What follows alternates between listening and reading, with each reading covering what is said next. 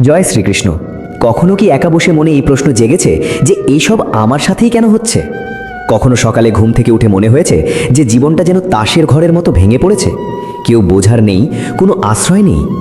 যদি আপনার উত্তর হ্যাঁ হয়, তবে বিশ্বাস করুন, এই ভিডিওটি শুধুমাত্র আপনার জন্য। কারণ আজ আমরা কথা বলছি সেই সখা, সেই পরমাত্মা, সেই পথ প্রদর্শকের কথা, যিনি শুধু অর্জুনকে নয়, সমগ্র মানব সমাজকে জীবনের পথ দেখিয়েছেন। ভগবান শ্রীকৃষ্ণ। তার বাণী শুধু ধর্মগ্রন্থের পাতায় সীমাবদ্ধ নয়, তিনি আজও আমাদের জীবনের প্রতিটি সমস্যার, প্রতিটি জটিলতার উত্তর। তার বলা প্রতিটি কথা আজও কুরুক্ষেত্রের যুদ্ধের মতোই প্রাসঙ্গিক ও জীবন্ত। আজ আমরা জানব ভগবদ্গীতার এমন 25টি অমূল্য ভাবনা বা উপদেশ, যা শুধু আপনাকে প্রেরণাই দেবে না, বরং হয়তো আপনার জীবনের সেই সব প্রশ্নের উত্তরও দিয়ে যাবে যা আপনি বহুদিন ধরে খুঁজছিলেন। কিন্তু তার আগে আপনিও যদি বিশ্বাস করেন যে শ্রীকৃষ্ণের বাণী জীবন বদলে দিতে পারে, তবে এই ভিডিওটিতে লাইক দিন, চ্যানেলটি সাবস্ক্রাইব করুন এবং কমেন্টে লিখুন রাধে রাধে। কারণ যখন আপনি রাধে রাধে বলেন, তখন ভগবান শ্রীকৃষ্ণ আপনার আরও কাছে চলে আসেন। এবার চোখ বন্ধ করুন, একটি গভীর শ্বাস নিন এবং মনে শুধু একটি ভাব রাখুন, শ্রীকৃষ্ণ আমাকে শুনছেন। 1. কর্ম করে যাও, ফলের চিন্তা করো না। ভগবান শ্রীকৃষ্ণ। এটি শ্রীকৃষ্ণের সবচেয়ে প্রসিদ্ধ বাণী, কিন্তু আপনি কি কখনো এটি অনুভব করেছেন? এর অর্থ এই নয় যে ফলের আশা ছেড়ে দেবেন। এর অর্থ হলো এত নিষ্ঠার সাথে কর্ম করুন যাতে ফলাফলের ভয় পাওয়ার কোনো প্রয়োজনই না থাকে। একটি সত্যি ঘটনা বলি। এক বৃদ্ধ ছুতোর মিস্ত্রি ছিল। সারা জীবন মানুষের জন্য ঘর বানিয়েছে, কিন্তু যখন অবসরের সময় এলো, শেষ বাড়িটি বানানোর সময় সে মন দিল না। তাড়াহুড়ো করে অবহেলার সাথে কাজ করলো।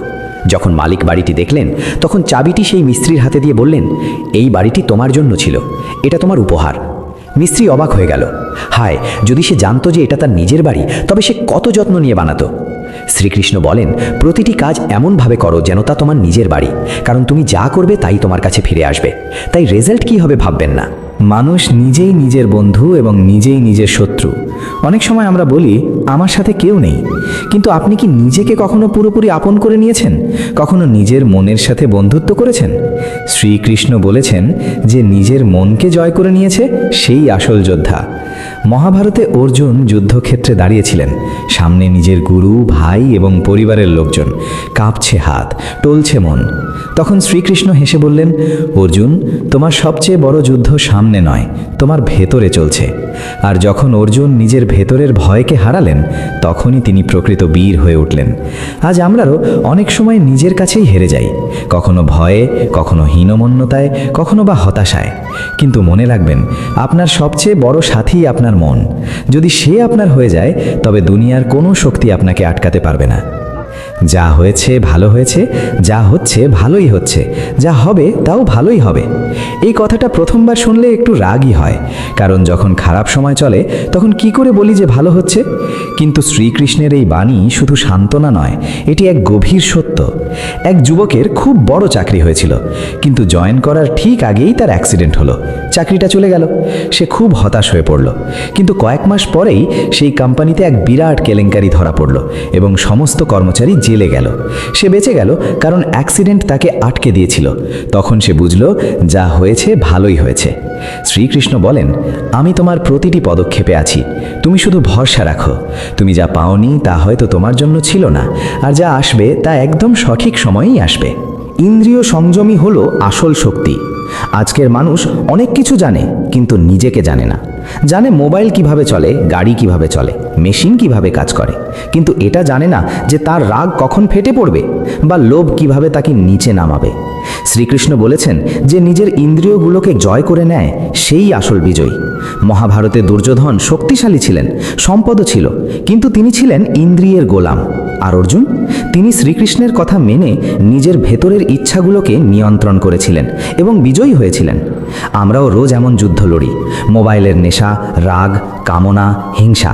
কিন্তু যখন আমরা শ্রীকৃষ্ণকে স্মরণ করি, তিনি আমাদের মন শান্ত করে দেন। একবার এক যুবক খুব রাগী ছিল, তার বাবা মা তাকে ভয় পেত। একদিন সে গীতায় পড়ল যে রাগের বশে থাকে সে নিজেকেই জ্বালিয়ে মারে। সেই দিন থেকে সে ঠিক করল, রাগ এলেই সে শ্রীকৃষ্ণের নাম নেবে। কয়েক মাসের মধ্যে সে এলাকার সবচেয়ে শান্ত মানুষ হয়ে উঠল। শ্রীকৃষ্ণ বলেন, যে আমাকে স্মরণ করে আমি তার রক্ষক হই। সত্য কখনো মরে না। আজকের যুগে মানুষ বলে সততা দিয়ে কিছু হয় না, চালাক হতে হয়। কিন্তু আপনি কি জানেন মহাভারতে কারা জিতেছিল? তারা নয় যাদের সৈন্য বেশি ছিল বা টাকা বেশি ছিল, বরং তারা যাদের সাথে সত্য ছিল।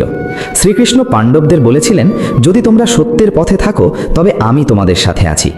একটি ছোট্ট মেয়ে স্কুলে মিথ্যা বলতে চাইতো না।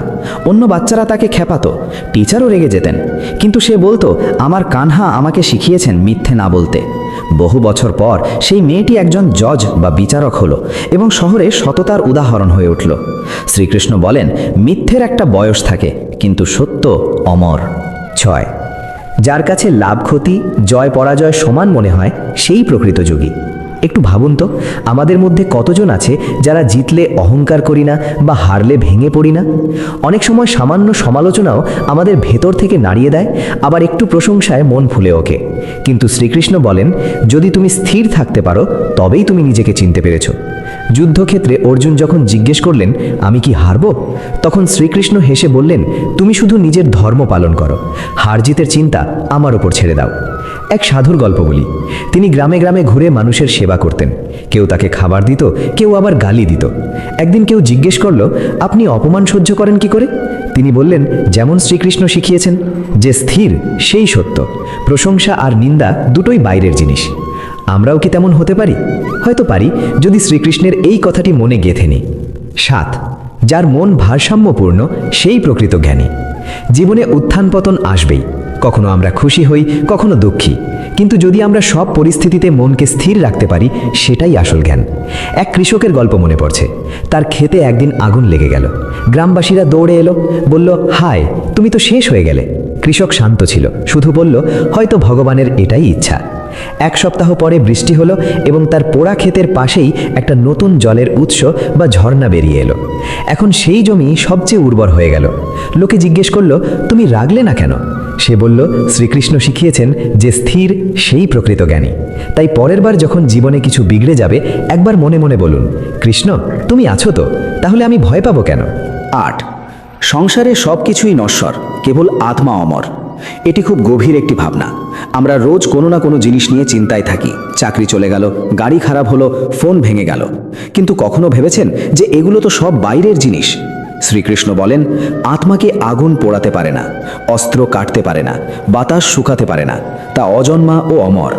যখন কোনো প্রিয়জন আমাদের ছেড়ে চলে যান, হৃদয় ভেঙে যায়, কিন্তু শ্রীকৃষ্ণ আমাদের মনে করিয়ে দেন যে যাকে তুমি মৃত ভাবছ সে কেবল শরীর ছিল, আত্মা তো এখনো আছে, শুধু এক নতুন শরীরের যাত্রায় এগিয়ে গেছে।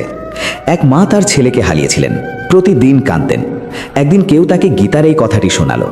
সেই রাতে প্রথমবার তিনি চোখ বন্ধ করলেন এবং বললেন, শ্রীকৃষ্ণ, আমি তোমাকে বুঝতে পারিনি, কিন্তু এখন আমি তোমায় বিশ্বাস করি। ধীরে ধীরে তার যন্ত্রণা কমতে লাগলো। নয়, যে ভক্তি ভরে আমাকে কিছু দেয়, আমি তা প্রেম ভরে গ্রহণ করি।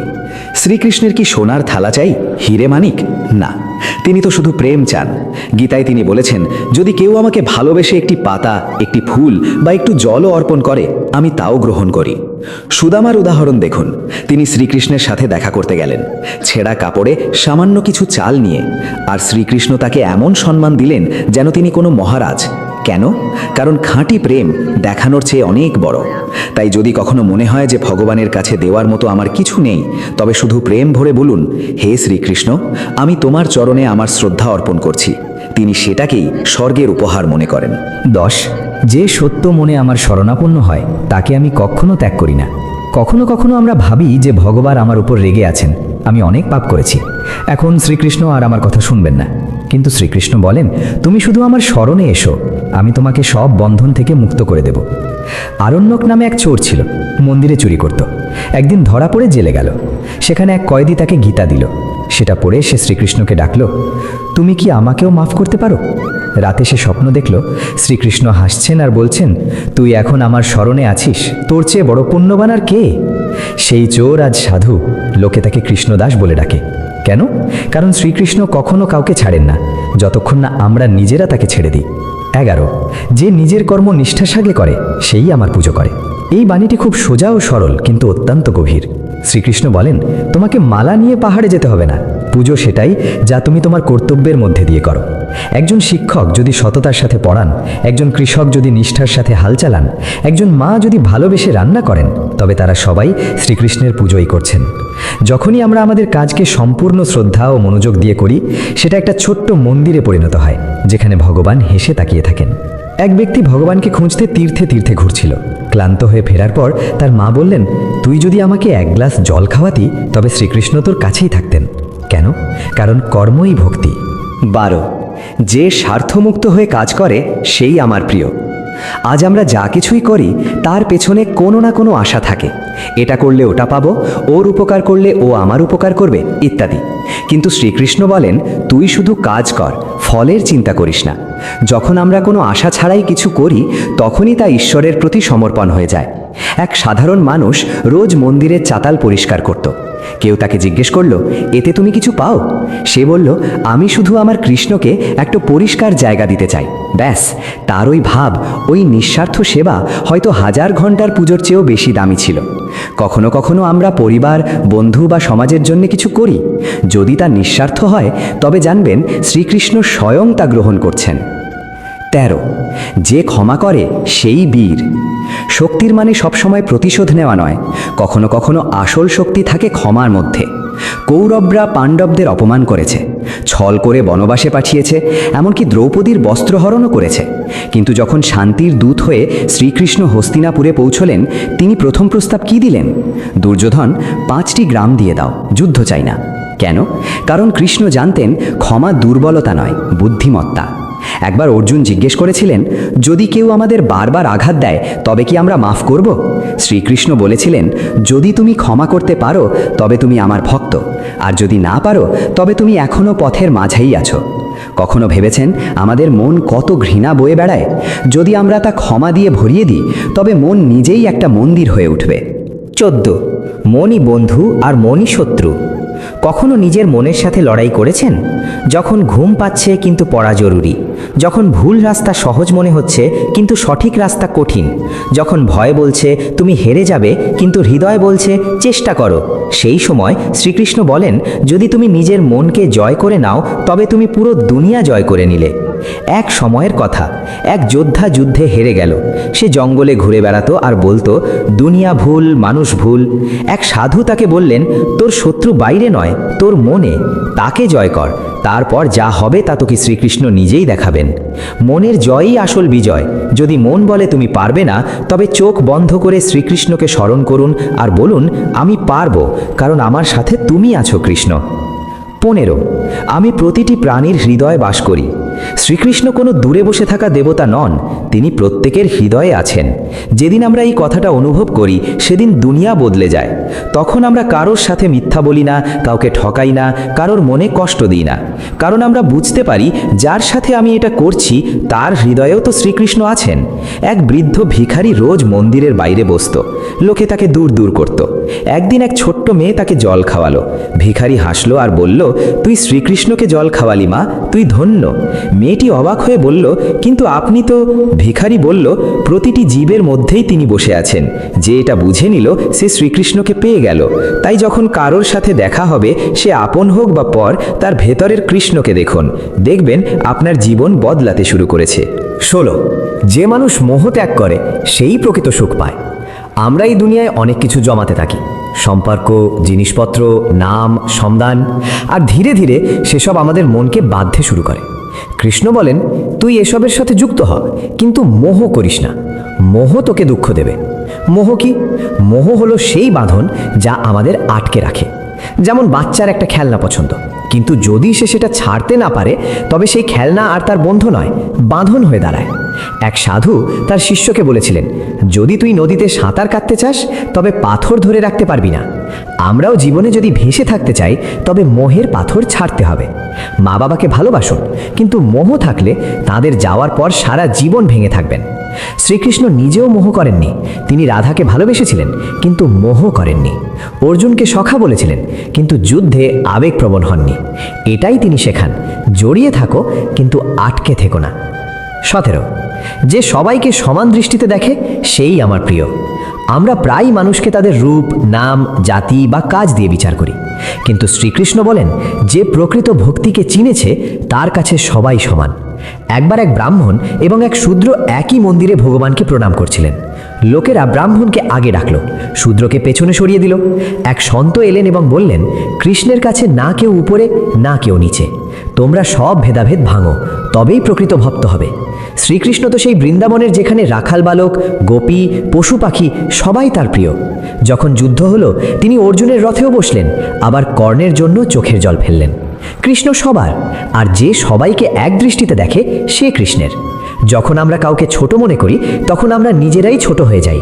তাই কখনো জিজ্ঞেস করবেন না কে কি, শুধু দেখুন তার মধ্যেও কৃষ্ণ আছেন কিনা, আর যদি থাকেন তবে শুধু ভালোবাসুন। 18 যে নিরন্তর আমাকে স্মরণ করে আমি তার জীবন নিজে সাজিয়ে দিই। আপনি একা ভয় পাচ্ছেন? কখনো কাউকে হারিয়ে মনে হয়েছে যে আর কিছু বাকি নেই? তবে একবার শান্ত হয়ে শ্রীকৃষ্ণকে স্মরণ করুন। তিনি বলেছেন, যে আমার নাম জপ করে, যে আমাতে বিশ্বাস রাখে, আমি তার সমস্ত চিন্তা নিজের কাঁধে তুলে নিই। এক বৃদ্ধা রোজ একটি প্রদীপ জ্বালাতেন। ঘরে কিছু ছিল না, তবুও তিনি বলতেন, আমার কানহা সব ব্যবস্থা করে দেবেন। একদিন তার ঘর পুড়ে গেল। লোকেরা বলল, এখন তোর কৃষ্ণ কোথায়? তিনি হাসলেন, বললেন, এখন তিনি নতুন ঘর দেবেন। এক সপ্তাহ পর গ্রামের এক ধনী ব্যক্তি এলেন এবং তার সেবায় মুগ্ধ হয়ে নতুন ঘর বানিয়ে দিলেন। কে করালেন? কৃষ্ণ। কেন? কারণ যখন আমরা তাকে মন থেকে ডাকি তিনি আমাদের জীবনে প্রকট হন। তাই আজ যদি আপনি অন্ধকারে থাকেন তবে শুধু নাম নিন, শ্রীকৃষ্ণ গোবিন্দ হরে মুরারি, আর দেখুন মন ধীরে ধীরে আলোয় ভরে উঠবে। 19 যখনই অধর্ম বাড়বে আমি অবতার নেব। এই বচন শুধু অর্জুনের জন্য ছিল না, এই কথা আমাদের সবার জন্য। প্রতি যুগে যখন অধর্ম বাড়ে তখন কোনো না কোনো রূপে কৃষ্ণ ঠিকই চলে আসেন। কখনো কোনো সত্যের কণ্ঠস্বর হয়ে, কখনো কোনো মায়ের চোখের জল মোছাতে, কখনো বা কোনো সাধারণ শিশুর সরলতায় কৃষ্ণ প্রকট হন।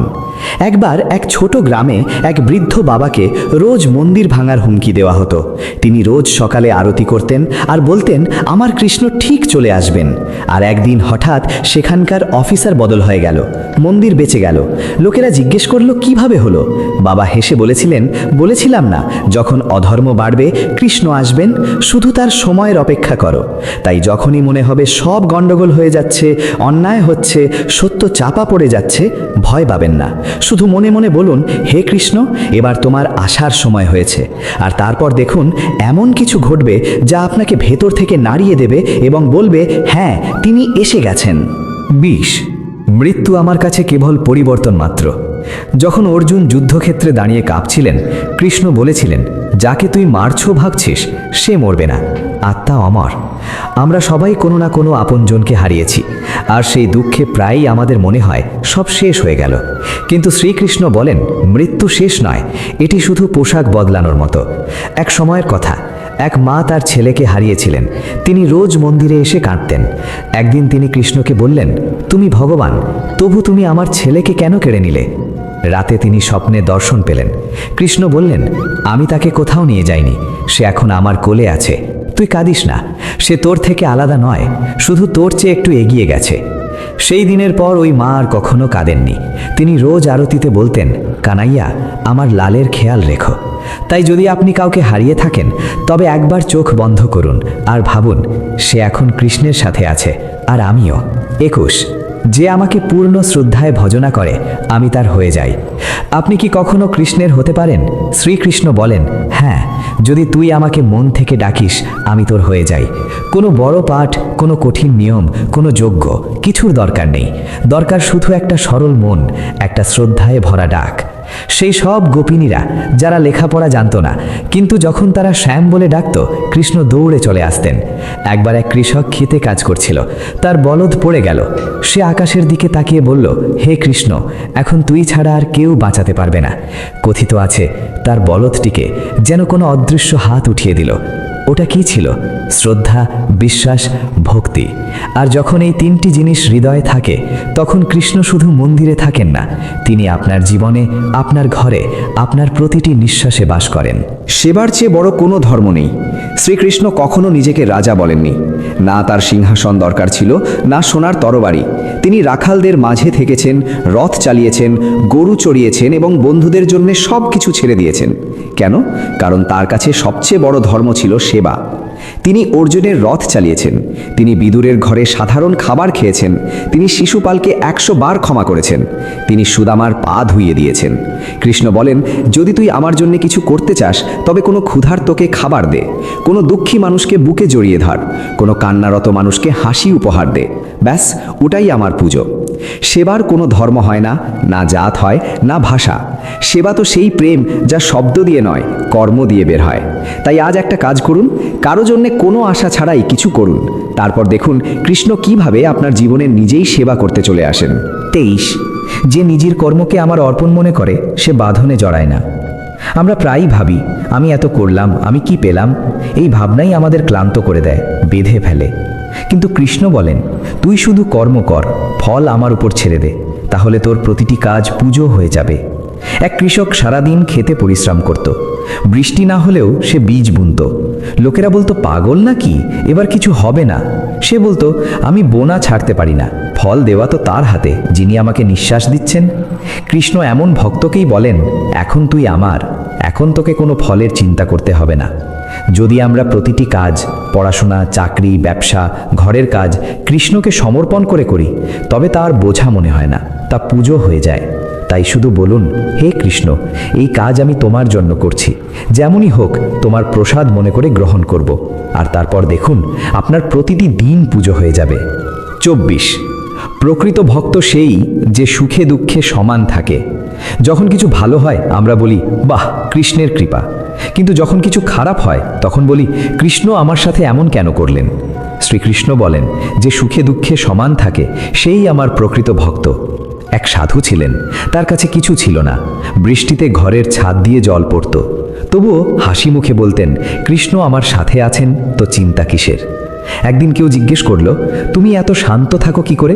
তিনি বললেন, কারণ আমি জীবনটা কৃষ্ণের হাতে সঁপে দিয়েছি। এখন যাই হয়, ভালো বা খারাপ, সব তার ইচ্ছা, আর তার ইচ্ছাতেই আমার মঙ্গল।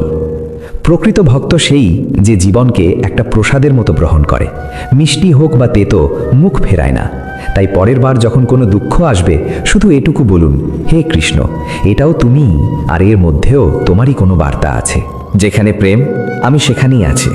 কৃষ্ণ মন্দিরে আছেন কিন্তু শুধু সেখানে নেই, তিনি সেখানে আছেন যেখানে মা তার সন্তানকে খাবার খাওয়াচ্ছে, যেখানে কেউ ক্ষুধার্তকে রুটি দিচ্ছে, যেখানে ভালোবাসায় কেউ কারো হাত ধরছে। শ্রীকৃষ্ণ বলেন, আমি সেখানে নেই যেখানে অহংকার আছে, আমি সেখানে আছি যেখানে প্রেম আছে। এক ছোট্ট মেয়েকে কেউ জিজ্ঞেস করেছিল, তুই কৃষ্ণকে চিনিস? সে বলল, হ্যাঁ, যখন মা আমাকে জড়িয়ে ধরে না তখন মনে হয় কৃষ্ণ আমার কাছে আছেন। এত সরল উত্তর আর এত গভীর। তাই আর খুঁজবেন না, কৃষ্ণকে সেখানে খুঁজবেন না যেখানে ঘন্টা খুব জোরে বাজছে, বরং সেখানে খুঁজুন যেখানে মন শান্তিতে ধরফর করছে। যেখানে প্রেম আছে সেখানেই কৃষ্ণ আছেন। অন্তিম সমর্পণ ও প্রার্থনা। হে শ্রীকৃষ্ণ, আমরা তোমার 25টি ভাবনা শুনলাম, বুঝলাম এবং হৃদয়ে ধারণ করলাম। কিন্তু এখন আমরা তোমার কাছে কিছু বলতে চাই। হে গোবিন্দ, তুমি আমাদের কখনো একা ছেড়ো না। যখনই আমরা হেরে যাব, তুমি অর্জুন হয়ে আমাদের সারথি হয়ে যেও। যখনই আমাদের মন টলবে, তুমি গীতার বাণী হয়ে আমাদের পথ দেখিও। যখন দুনিয়া আমাদের ভেঙে দেবে, তুমি বাঁশির সুর হয়ে আমাদের আগলে রেখো। যখন জীবন শূন্য মনে হবে, তুমি রাধার মতো আমাদের প্রেমে ভরিয়ে দিও। আমাদের কিচ্ছু চাই না, না স্বর্গ, না সিদ্ধি, না কোনো অলৌকিক ক্ষমতা। শুধু যখন নিঃশ্বাস থামবে তখন যেন মনে তোমারই বাণী বাজে, আমি তোর, তুই আমার। আর হ্যাঁ, যদি আপনি এই যাত্রাটি মন থেকে অনুভব করে থাকেন, যদি শ্রীকৃষ্ণের বাণী আপনার ভেতরে কিছু জাগিয়ে থাকে, তবে কমেন্টে রাধে রাধে অবশ্যই লিখুন। আর এমনই শ্রীকৃষ্ণময় ভিডিও পেতে আমাদের চ্যানেলটি সাবস্ক্রাইব করতে ভুলবেন না। আপনার সঙ্গই আমাদের সবচেয়ে বড় প্রেরণা।